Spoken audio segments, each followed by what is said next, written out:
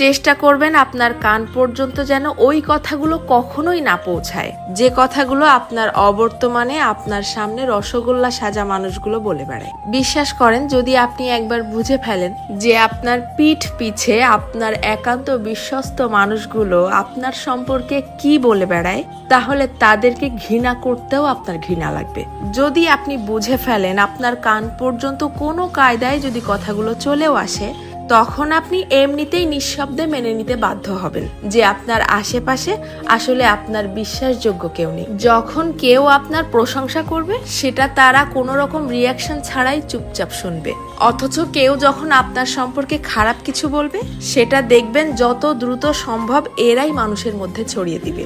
আপনি যতই ভালো হন, যতই তাদের হেল্প করেন, যতই তাদের সাথে ভালো মনে মিশতে চাওয়ার চেষ্টা করেন, কোনো লাভ নেই। কারণ এরা আপনাকে হিংসা করতেই বেশি পছন্দ করে। আপনার সামনে দেখাবে যে আপনাকে ভালোবাসে, অথচ আপনার পিঠ পিছে আপনাকে প্রচন্ড লেভেলের হিংসা করে। দীর্ঘদিন ধরে সবকিছু জেনেও